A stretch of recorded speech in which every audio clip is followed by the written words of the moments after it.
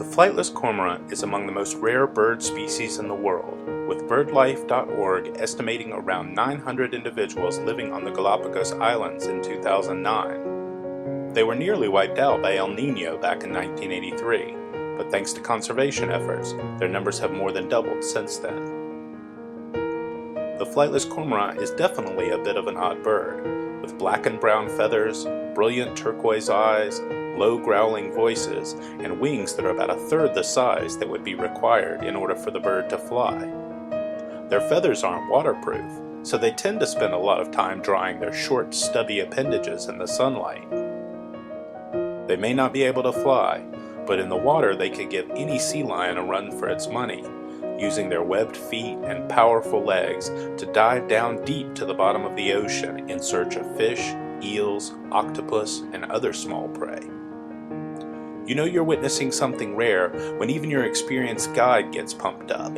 So when veteran naturalist Yvonne Mortola shouted out that she'd spotted a flightless cormorant mating dance on the shore of Fernandina Island, we quickly moved into position to capture the show.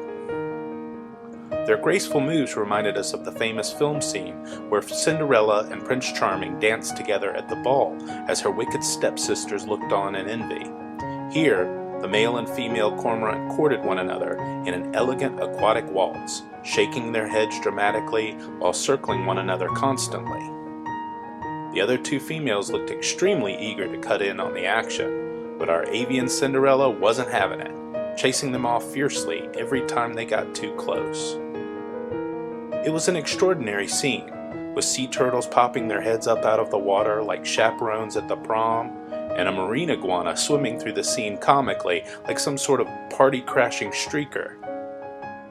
Eventually, our two lovebirds made their way back onto the beach, where they continued their courtship dance, rubbing their heads together and tightening up their burgeoning circle of love. Soon, they'll build a bulky seaweed nest just above the high tide mark, with the male bringing his lady friend gifts of flotsam from the ocean, such as bits of twine or bottle caps. She'll lay 3 eggs, with just one likely to survive, and they'll share parenting responsibilities until the chick is old enough to be independent. Then, eventually, they'll go their separate ways, and the flightless cormorant's season of love will start anew.